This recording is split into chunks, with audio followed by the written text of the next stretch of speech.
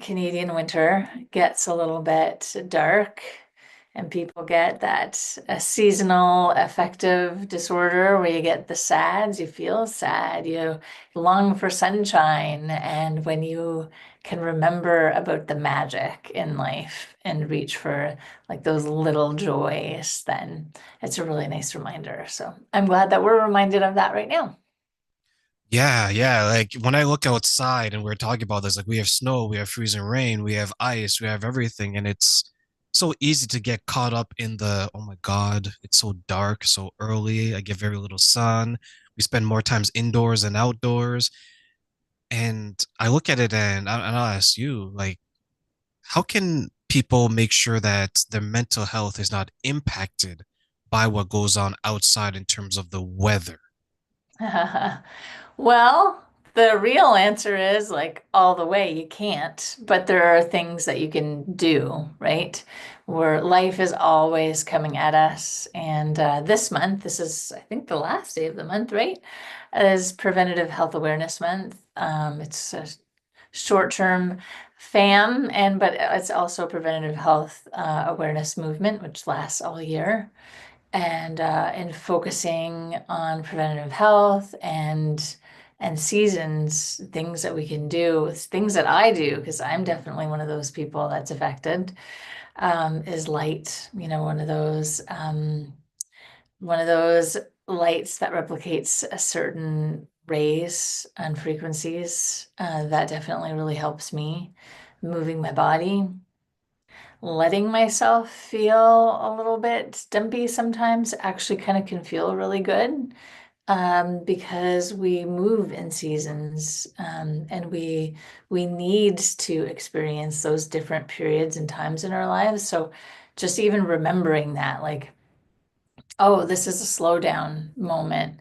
Oh, this is a snuggly moment. This is reading. This is resting more. If we can just give ourselves permission to remember that we're not 24/7 plugged in beings.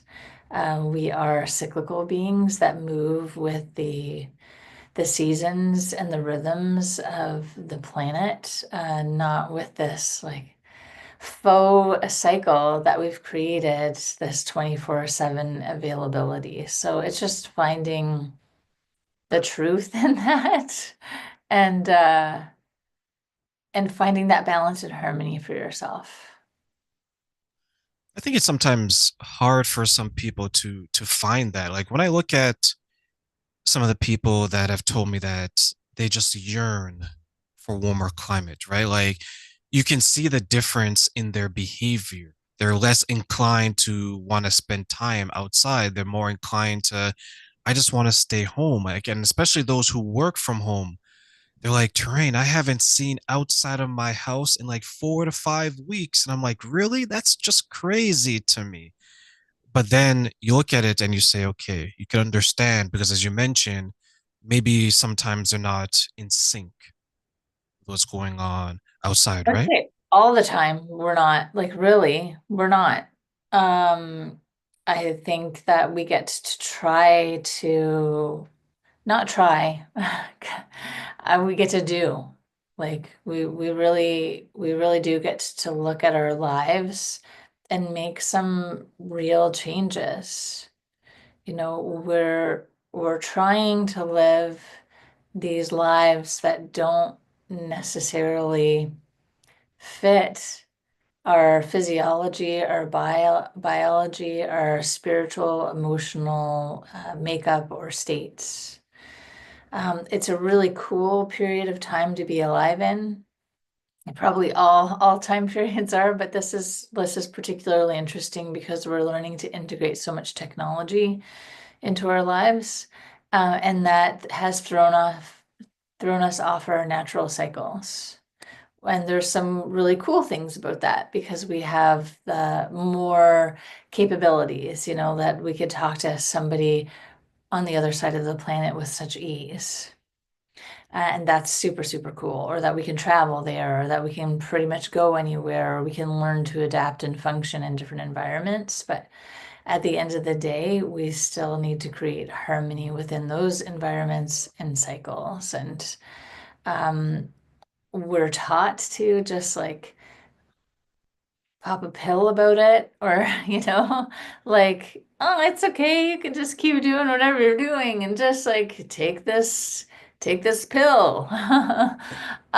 Which can be really, really helpful, like in a pinch or for an emergency, but it's not a lifestyle. So we do get to like take a step back and figure out, yeah, like our actual, like our real rhythm, what our body is asking of us. I ask myself that question a lot, like, okay, here's all my wants and desires and hopes and dreams and like the to-do list, like the have to's, the get to's, the blessed to's. But what's my actual capacity? And my capacity changes depending on the rhythm or the cycle that I'm in. And we all have that as human beings. I think, women definitely have a different cycle than men, but men still cycle.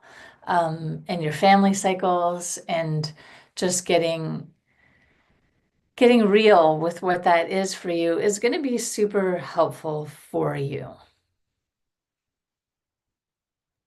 Do you think that then some people find it difficult to adapt to the changes and maybe understand what's going on in their life at that period of time?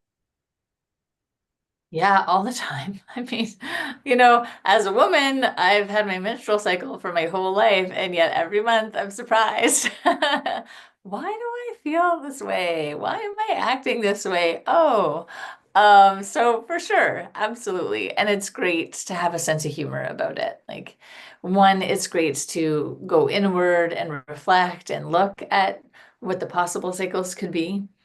And you can write those things down, you can track them depending on your personality or what like works for you. Um, and then you're going to have a better idea as to like what these cycles look like in your life, how they might be changing, how they're affecting your life, how maybe they're improving your life. Like what are they asking of you?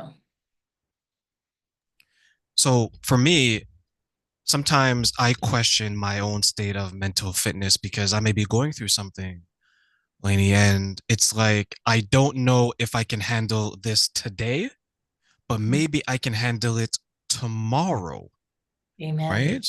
Amen, sister. Amen. So when I go through that, is that then maybe me understanding that today I don't have the tools to address it and maybe tomorrow I will? Or could it be something else that's going on that I'm aware consciously or maybe subconsciously? All those things, I think. Yes, the answer is yes to that.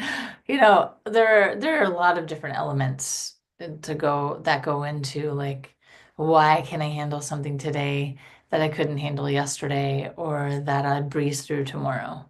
I mean, there are so many different elements. How much sleep did I have? What did I eat? Again, going back to that word capacity, what are all the other things that are happening within the day? That like this is like that little feather that just makes the load like too much, or it's the rock that makes everything too much, or it's the rock and I'm like, yeah, I'm gonna do stairs on top of this. Yeah. Give me another one. I've got this. This workout is amazing. It really, to me, cycles and capacity have a lot to do with that. And it's okay. I mean, it's okay. I think that we all need to know that and to hear that, regardless of like how many tools that I have, how much education I have, how much I practice. I still have those days, where it's too much, where I can't handle it, where I don't want to, where I have a temper tantrum, like whatever that looks like. Or, like I don't even want to go on. Like, what's the point? Those are real things that happen to all human beings, and it's okay. Someone once told me that they spoke to someone who was going through something like you described, right? Like they're trying to find out, do I have the capacity for this? And one of the struggles that they realize is that speaking to this person, it came to light that causing bodily harm was becoming an option for them to cope with this. So it reached a point where they were starting to have thoughts of self-harming, thoughts of self-deletion, and it was going that far. And I know many times that some people may not reach that point. It's just, okay, I just need a me day. Let me go to the gym and figure it out, or let me do some Pilates at home, or let me plank all day long, right? Right. But for the people, since we're talking about like preventative health, for the people who have big swings then day to day, week to week, month to month, how can we help them to soothe that or maybe Yeah. handle it in a more healthier way? Yeah, I definitely have had big swings in my life. I can resonate and empathize with that because sometimes the swing just feels like it's not going to swing back.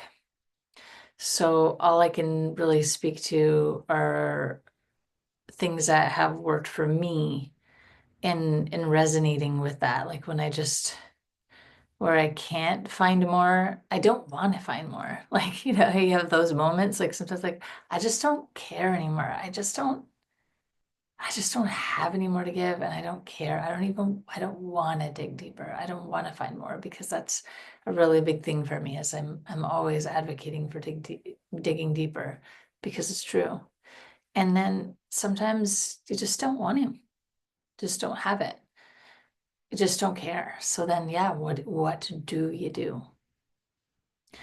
What you can do is just like sit with that. Like really not try to fight against it and even not try to feed it. I think that that's the biggest help that you can give yourself is don't try to feed it even more.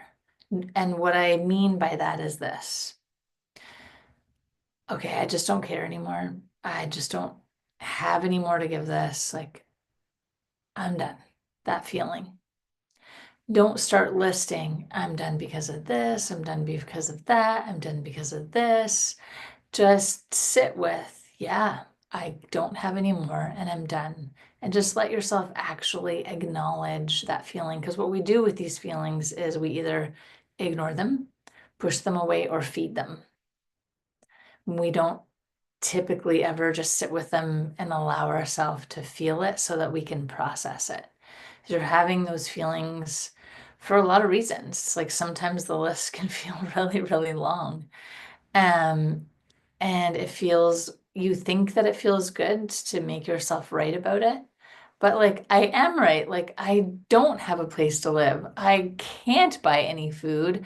I don't talk to my family. My horse is sick or my dog is sick, like whatever that looks like for you. Like, but I do have this list of things. Great, of course. Yeah, like there are reasons, there are lists that get us to those places that are real. And acknowledging that is good. Like trying to pretend like that isn't there actually doesn't help. And then the healthiest thing is like, well, how did I contribute to this? But there are some times that like you really just don't feel like you did. Like you can't even get there. Like that's not the right step. Like, how did I contribute to this? I didn't.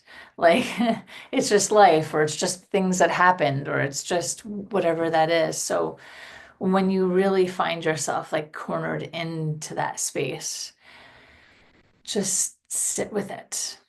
Just sit with it. And if you find yourself feeding it, just say to yourself, I'm not going to feed it because I feeding it doesn't do anything. It doesn't help me. It doesn't make me feel any better. It doesn't give me a solution.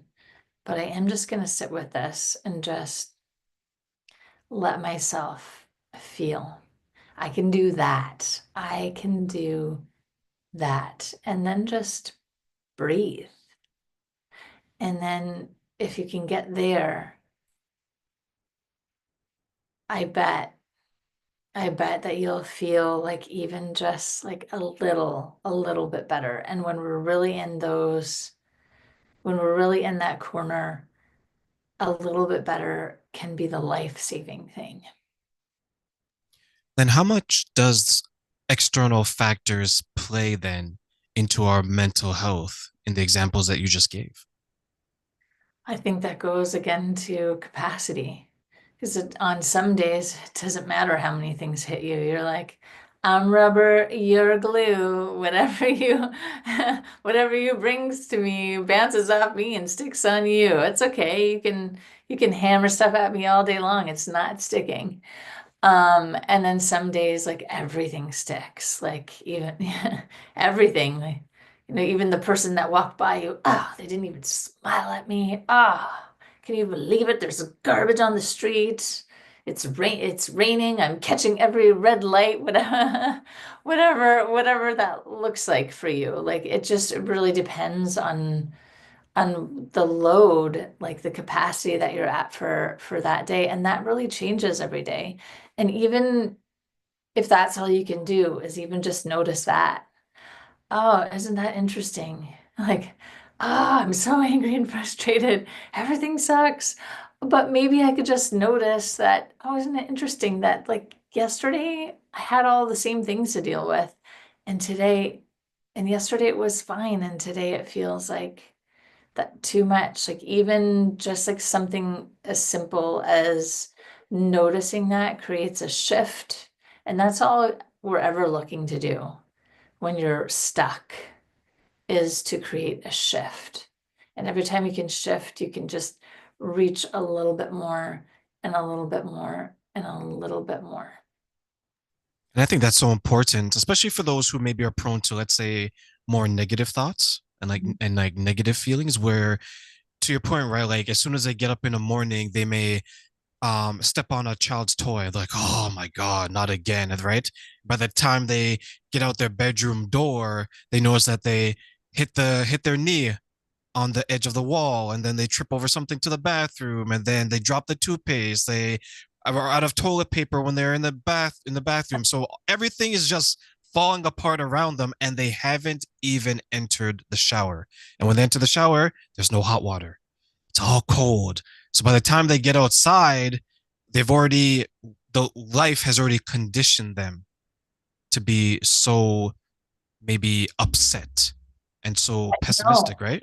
let's shift that to not life. It's the state that they're in and the choice that they made. Because Expand on that when you say the choice that they made. What do you mean by that? that just depends on your choice of mindset that morning. It could be that you wake up and that sequence of events happens, and one result is that you're really angry. Another result could be you laugh every time, like, oh my God, I can't believe I just stepped on the toy. Oh my God, I can't believe I just banged my knee. This is, oh my God, I can't believe this is happening. Because sometimes it can be hilarious, right? Like, oh my God, I can't believe that I did all of these things. Or sometimes we can even then outwardly focus and, oh, they did this, or how come they didn't do it? Instead of life, it's somebody else's fault. Or sometimes it's inward, like, oh, I didn't do this. Oh, I'm such a this. Oh, they're such a this. Like everything is whatever the experience can be, whatever you decide it's going to be. Or you could feel blessed, like you step on a toy and it's a reminder to you that, oh, like my little precious child, that's their toy.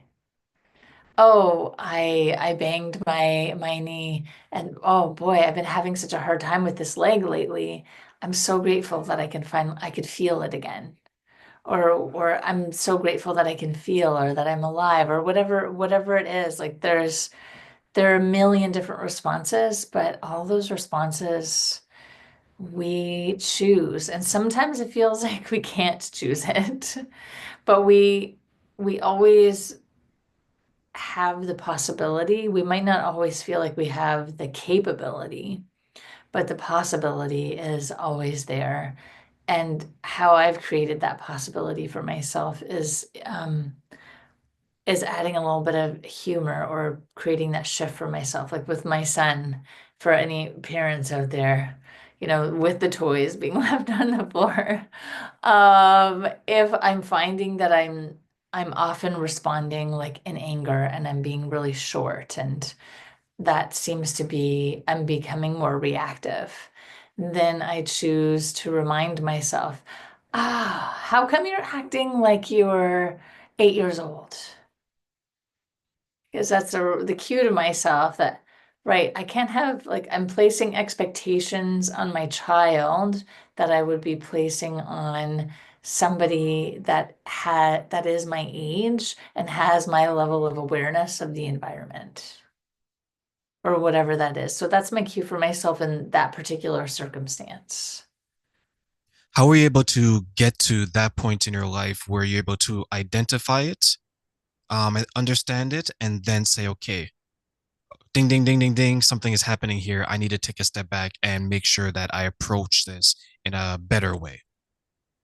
Well, definitely my area of interest, and the things that I study and the work that I do, it's all related to that. Like, how can I be better? How can I achieve self-mastery? How can I grow? How can I evolve? How can I be how can I add more of a spiritual context to this? How can I bring in more love? How can I make better choices? How can I end particular cycles or behaviors that I'm noticing? Like there's a lot of different language that you can put around it, but the tools and the change is similar regardless. But the motivation for me looks like all those things because I'm interested in breaking like ancestral patterns. I'm interested in evolving myself as a person and as a spirit. I'm interested in creating more love and connection and in my relationships, and certainly being a reactive person does not help to nurture any relationship that you're having. So if someone is trying to get to the point where they don't want to be reactive, I guess the Mhm. opposite would be proactive, but how do they go from one to the other then? You got to do the work. Like we listen to these amazing podcasts with great information. We read books, then those are necessary steps. But we have to go beyond that. You got to do the work. You got to integrate the knowledge by embodying it, by taking action, by doing the work. So that usually looks like working with somebody. I know for me in my life, it has. So I've read the material. I've listened ad nauseum to amazing podcasts and other professionals speak because the more that you listen, the more that becomes integrated and wired into your brain, and you're receiving the knowledge in different ways. So and then I've worked with countless different people as well with varying approaches to help me create different shifts because we store the behaviors, the reactions, the patterns in our fields, our energetic fields. We store it in our physical being in our bodies. We store it, in our brains. Like it's it's really complicated. It can be if the pattern is really embedded, if it's really, really deep, and you're feeling frustrated, and you're doing a lot of work around it. It's usually like not something that you just created yourself in this lifetime. It's usually probably goes back generations, and is probably even a part of the collective. So it is really, really interesting when we do work on ourselves, how many different areas that can affect our lives and in which way that affects our family and the collective as a whole. I remember the first time I started to read about and have conversations about the generational, let's say, trauma or the issues from previous generations that impacts our mental health. And I always found it very interesting because you can, at least from my perspective, you can kind of pinpoint and connect certain things. So, for example, there's a time where I would be watching a movie and it didn't matter what type of movie it was. If there's a scene where someone, let's say, was getting like bullied, it would impact me. And growing up, I didn't understand why until I went through bullying, right? And then I was like, okay, this is kind of odd. And then through my high school years and then college, as I started to get more and more knowledge, I was like, wow, I went through something that always bothered me. I didn't know what it was, but then when I went through it, I began to realize what it was. And then when I started to see it in the world, I started to connect it. And then I started to see it in the movies, and it was still impacting me. And I wonder sometimes when people are impacted by something and they don't know the immediate answer, could it be that? What are your thoughts? Yeah, I mean, that's what I find so like fascinating and frustrating at the same time is unraveling all of the layers that can exist within a pattern. And like, why have I attracted this? Why am I creating this? Why am I reliving this? Why is this showing up in my life? Or why have I done so much work around this and I can't seem to shake it? Um, it is really, really fascinating as I dive deeper into exploring those patterns, those questions, and those answers. Like, what is there? So, in that particular example, I mean, it's probably multi-layered because if you had first saw the movies before you experienced the bullying, you could have, in one instance, created your bullying experience because you had implanted that because it was a memorable experience or event when you saw the movie. How we create wiring in our brain is we witness an incident and there's high emotion around that experience, and that creates a pattern. That starts to create the pattern. So if I am just seeing a concept maybe for the first time, so this bullying, and it really hurts me. I don't understand what's happening. I'm watching it. I'm having this very big emotional response. And then I think that I have processed that, but we don't. We store it. And once you start storing something in your subconscious, and then that is where we're creating a lot of the experiences that we have unknowingly, because certainly I think probably most people wouldn't consciously choose to have the experience of being bullied, but because you subconsciously stored that information and then you start to energetically match to it unknowingly, and that calls in that experience. And then you have that experience, and then it emotionally impacts you even further. And so we do something called we resist it. And we try to push it away and we push it away, but we're infusing it with more of our emotion at the same time as we're trying to put it away, and we are experiencing more of it. And we can't understand why we're experiencing more of it because we keep saying no, no, no, no, no, but we keep infusing so much energy into emotion into that, not realizing that that's actually strengthening the magnetism and increasing our odds of experiencing that same thing, even though it's unwanted. So that's one scenario. Another scenario is that is part of your lineage, and so when you see it, you recognize something that is familiar, and that engages or ignites that pattern, sort of like epigenetics. There are a lot of different experiences that are dormant within your cells, and so our actual lived experiences brings those dormant experiences to life based on our environment, our experiences.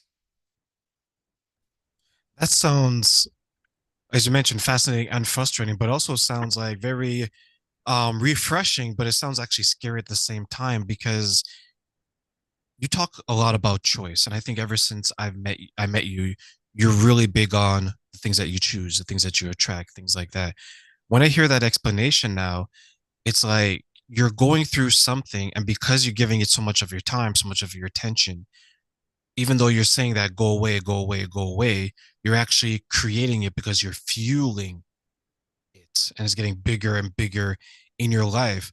And I think maybe that's the natural defense, right? Like when you see something you don't like, you're like, you try to shoot away, like you're focusing on it. Whereas maybe if you gave it less time, less energy, and just worried about yourself, that would be the better path to walk. Is that a correct understanding? Yeah, and that's interesting that you use the word natural response because it's like, is it? Or is that just what we've learned? Is that just the pattern that's been passed down and it's not necessarily the natural response? It's just that pattern that's been passed down because it can be easy to say like, no, like don't an apple or an orange. Like, I would like an apple, but you keep giving me an orange. Like, I'm not gonna like infuse anything into that. I'm just gonna say no, thank you, no, thank you, no, thank you, and keep moving on. So, that choice, or even something more dramatic, like watching something, like watching a movie about bullying and having a reaction to that. What we do is we often just keep all of that inside instead of externally processing. So if you could have had a different experience in where you were like, hey, I have a question, like mom, dad, or friends or whoever, like I watched this movie and this is what happened and I didn't understand. Like, can we talk about it? And then, oh, well, then when I watched it, it actually made me feel sad or uncomfortable, like even learning to understand what emotion you're feeling when you're feeling it and be able to name it so that you can therefore then process it. So we don't even really do that. We're just like, oh, this makes me feel uncomfortable. So I'm going to turn it off, or I'm going to drink some alcohol, or like whatever that is, so I can numb myself out so that I can experience this and not feel all the feelings. We do that. Or it could even be food. Like I'm going to distract myself with eating food, or I'm going to scroll on my phone while this scene is happening, but you're still taking it in because you think you're like, oh, I'm going to push it away, I'm going to push it away, but you're still actually pulling in all of the information and the experience. We can't we lie to ourselves too much about, oh, I'm just gonna let that, I'm just gonna ignore that, I'm just gonna suppress that. That's not actually what happens. We're really, really interesting beings. We pull in everything around us. We can't actually ignore anything. Like when you're in a room, your subconscious is actually picking up everything around you. Your conscious mind, you're not consciously aware that your subconscious mind is doing that. But if you were to go into like a state of hypnosis or like go a step further and visit like your Akashic records, the a detailed report of everything that you're experiencing, that everything that you witnessed, everything that you felt, everything that you saw, does exist. It's just that we don't consciously process that. So we think that if I ignore it, I'm not experiencing it, but it's not true. So I think the more real that we can get with ourselves and actually just the more interest that we could actually show in ourselves, like, isn't it weird that we live in bodies and we don't actually take the time to know anything about how they function? Um, that is fascinating to me. Like I think that about like my cars when I've had different cars. I'm like, gosh, it feels like irresponsible that I mean I still did it, right? But it feels irresponsible that I'm driving this car and I know absolutely nothing about it. It's the same thing with our bodies. It's like we just take it for granted that we think that we know about it, but we don't. So get to know your body. So you might be I'm sure you'll be fascinated. Actually, I don't think it's a might be. I'm sure you'll be fascinated.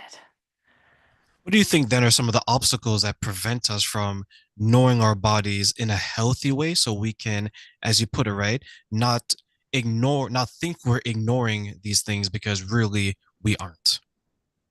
Oh, that's a deep dive. We're going down we're going down that rabbit hole. That rabbit hole is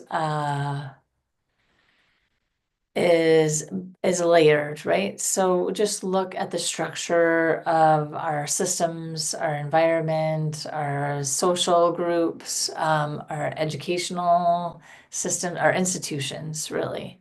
And I mean, I think all of us, or most of us, after we come through the school system as an example, we're like, why did I learn those things? Like, why didn't I actually learn anything that applied to me being able to be successful in the world? Like, why didn't I learn about my body? Why weren't we taught about money? Why weren't we taught about investing? Why weren't we taught about, like farming, learning how to grow food or how to coexist in nature and the environment? Like, why am I learning calculus? Like, unless I'm wanting to be an engineer or whatever, because I'm not a math person, whatever vocation like that is actually necessary for. Why am I learning all these things when this different skill set would actually set me up to be a more successful, more well-rounded human being? These are great questions, right? I ask you to ask yourself why. And it's the same thing with all the other systems and institutions. Like, why are they set up the way they are set up? And why aren't I given more information? Why isn't it easy to access information about my actual body? Why do I go to the doctor and they take all of these tests and like they don't tell me the answers? It's me, it's my body. Like, what do you mean, why can't I know what blood type I am or what the test results are? Or why do I have to jump through all of these hoops to get information about my own body, right? So it's just starting to like ask more questions about why these systems and structures are set up in place and what do they serve? And then how can I actually start to find answers that address the questions that I have, or maybe even just the curiosity and going down those rabbit holes. Because there is an abundance of information out there. It's just unfortunate that it's not in like the more mainstream streams, I guess, for lack of a better word. But more and more and more, people are becoming more curious and more interested in those questions and answers. And so it is easier and easier to find that information.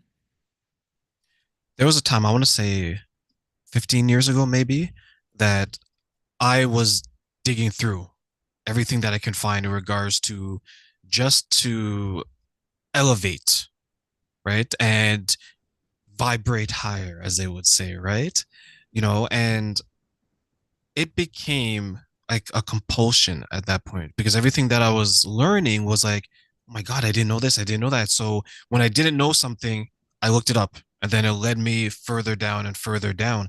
And then to your point, I realized how much I didn't know, but what I was beginning to know, I loved it. I craved Yeah. more, right? Because I felt like I was understanding parts of myself that I didn't think were there. But on the flip side, now I can see that maybe that could be scary for some people because you were terrain all these years.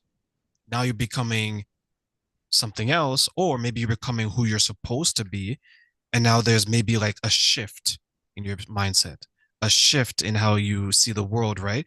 So do you think then people suffer maybe an identity crisis? Like it's a battle between who they were, who they're becoming, and how that's going to impact their friendships and or relationships in the world? Definitely that, and definitely just like we're so naive. Because I think inherently like we have good hearts and we're just like, oh, this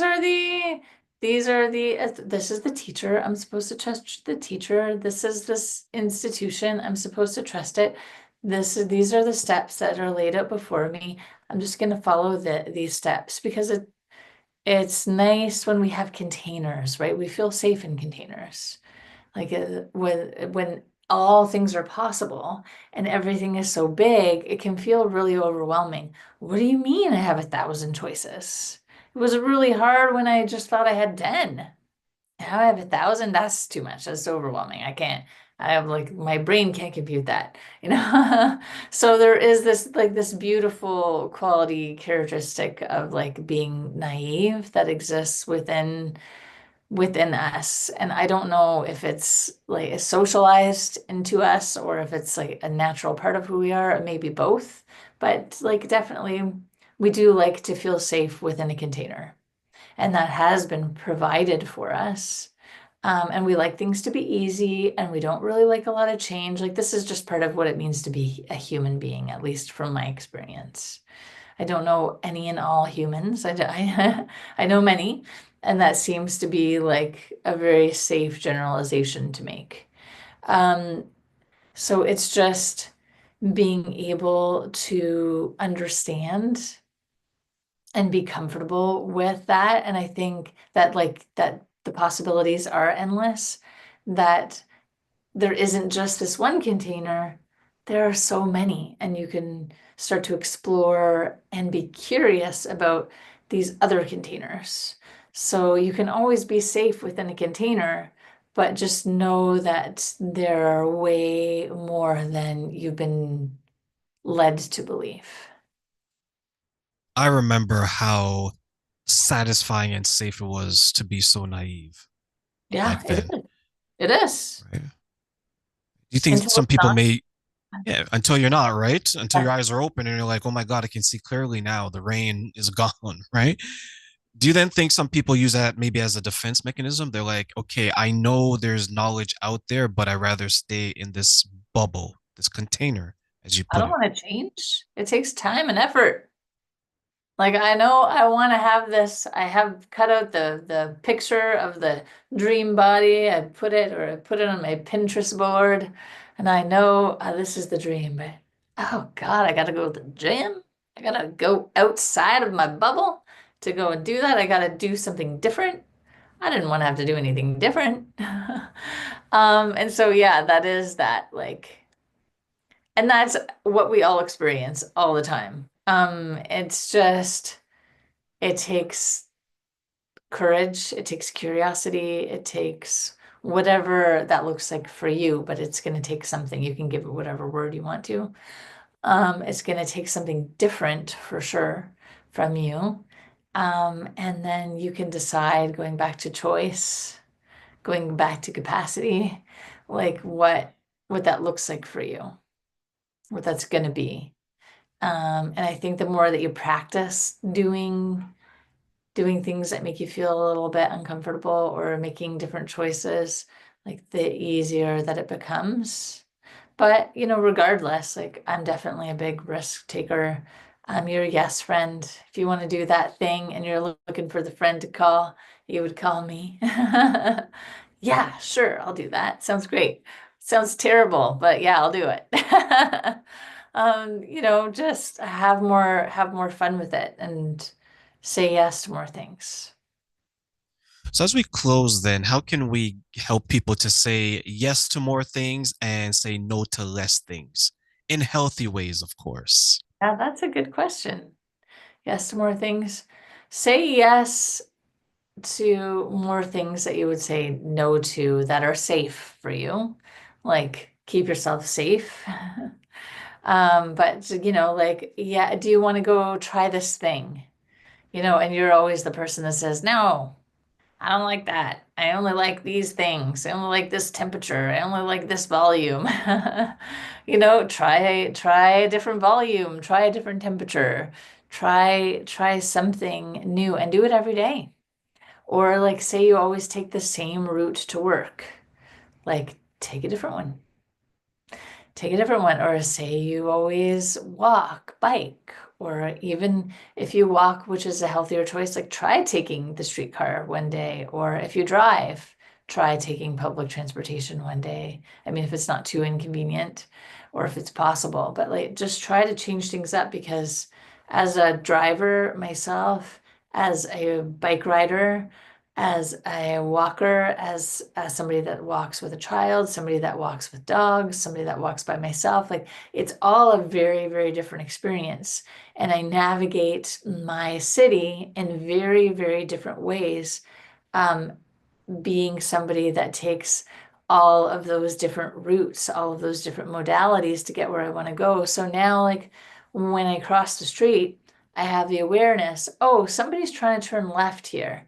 I'm a driver. That particular left sucks. Sometimes you could sit there for 5 minutes. As somebody that's walking, I could just stop for a second, let the person turn left and go because I'm the pedestrian. I always have the right of way. I have that different awareness. Or, if I'm riding my bike, I know what it is to be a driver on this particular road. I know how to keep myself safe. I know what the things to look out for. Or I notice different things when I walk down the street. Oh, I've driven down the street for like 5 years. I've never noticed that thing because I've walked there.